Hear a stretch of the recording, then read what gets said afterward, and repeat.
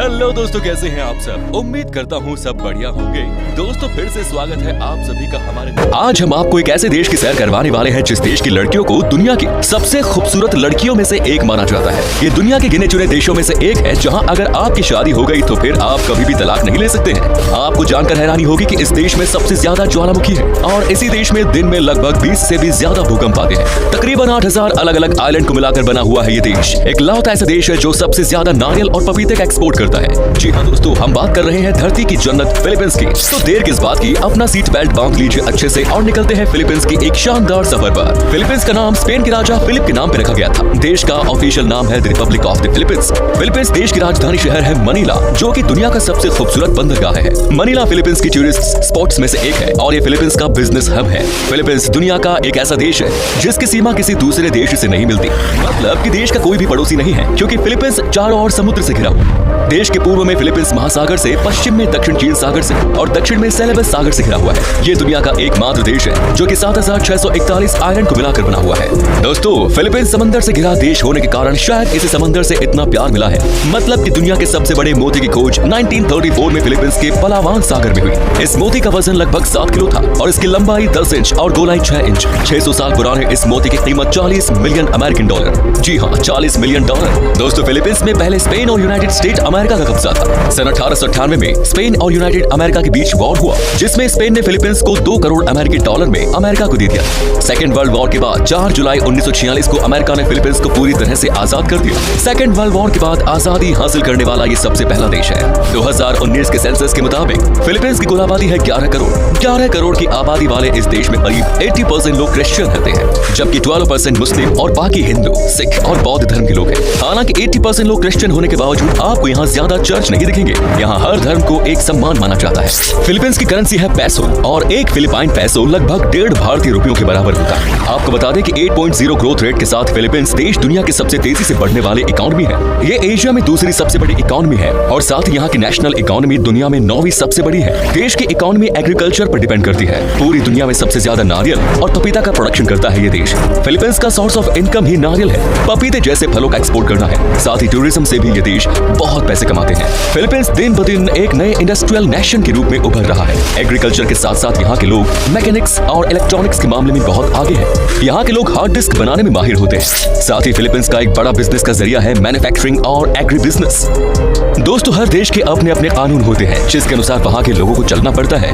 Philippines में एक ऐसा कानून है जिसके अनुसार यहाँ आपकी अगर शादी हो गई तो आप तलाक नहीं ले सकते। हालांकि ये नियम सिर्फ क्रिश्चियन, हिंदू, सिख और बुद्धिस्ट के लिए है। मुसलमानों के लिए इस नियम में छूट दी गई है। मुस्लिम लड़के या लड़कियां एक दूसरे से तलाक ले सकती हैं और वो जितनी चाहे उतनी शादी कर सकती हैं। यहाँ और एक कानून है जो कि बहुत सख्त है और वो है हाईवे पर गाड़ी चलाने के वक्त आपको बहुत सावधानी बरतनी पड़ेगी, क्योंकि यहाँ पर आप 100 किलोमीटर पर आवर की स्पीड से ज्यादा रफ्तार से आप गाड़ी नहीं चला सकते। अगर आपने उससे ज्यादा स्पीड से गाड़ी चलाई तो आपके ऊपर फाइन लगा दिया जाएगा और हो सकता है कि आपका ड्राइविंग लाइसेंस ही कैंसिल हो जाए। तो अगर आप फिलीपींस में गाड़ी ड्राइव करें तो इस बात की पूरी ध्यान रखिए। दोस्तों फिलीपींस की ऑफिशियल लैंग्वेज है फिलिपिनो, जो अंग्रेजी से मिलती जुलती है। रिपोर्ट के मुताबिक फिलीपींस पर 52 मिलियन लोग अंग्रेजी बोलते हैं और ये दुनिया की 10 सबसे ज्यादा अंग्रेजी बोलने वाले देशों की लिस्ट में शामिल है। लेकिन इसके अलावा भी यहाँ 175 अलग अलग भाषाएं बोली जाती हैं। इसीलिए आजकल स्टूडेंट्स अंग्रेजी सीखने के लिए फिलीपींस की ओर रुख कर रहे हैं, जो कि बाकी अंग्रेजी बोलने वाली जगहों से बहुत सस्ता है। ऐसा नहीं है कि फिलीपींस में सिर्फ अंग्रेजी सीखने के लिए ही स्टूडेंट्स आते हैं। यहाँ हर साल ग्रेजुएशन और पोस्ट ग्रेजुएशन की पढ़ाई के लिए आने वाले फॉरेन स्टूडेंट्स की संख्या तेजी से बढ़ी है। फिलीपींस की लिटरेसी रेट काफी अच्छी है। 2015 में की गई एक सर्वे के मुताबिक देश की लिटरेसी रेट है 98.2%, जो काफी इंप्रेसिव है। तभी यहाँ इतने फॉरेन स्टूडेंट्स पढ़ने आते हैं। फिलीपींस को ज्वालामुखियों का देश भी कहा जाता है, क्योंकि इसी देश में सबसे ज्यादा ज्वालामुखी है और इनमें से कई ज्वालामुखी जीवित भी हैं। इनमें से मायोन ज्वालामुखी, पिनाटुबो और ताल जैसे ज्वालामुखी पॉपुलर हैं। एक सर्वे में पता चला है कि इसी ज्वालामुखी की आग और समंदर की खूबसूरती को देखने के लिए सबसे ज्यादा टूरिस्ट फिलीपींस आते हैं। एक और बात आपको बता दूं कि फिलीपींस देश में न ही सबसे ज्यादा ज्वालामुखी है, बल्कि यहाँ भूकंप भी सबसे ज्यादा आते हैं। यहाँ हर दिन कम से कम 20 बार भूकंप के झटके आते हैं, लेकिन ये झटके इतने कम पावरफुल होते हैं कि आपको पता भी नहीं चलेगा कि भूकंप आया था। फिलीपींस सच में बहुत बड़ा अजूबा है। फिलीपींस का नेशनल फ्लैग भी बेहद खास है।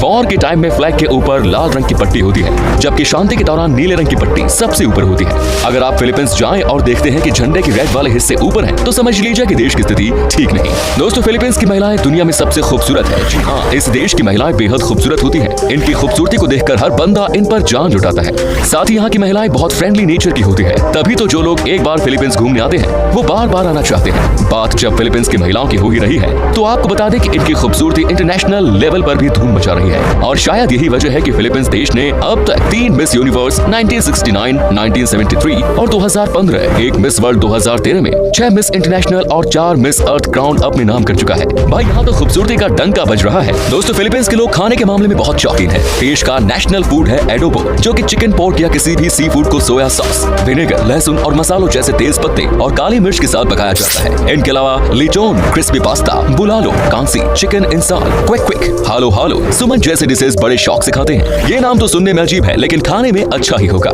चलिए अब हम आपको बताते हैं फिलीपींस के उन जगहों के बारे में जहां आप घूमने जा सकते हैं और साथ ही बताएंगे कि फिलीपींस घूमने के लिए आपको कितने पैसे खर्च करने पड़ेंगे। ये सब जानकारी हम आपको देंगे। Next is Manila.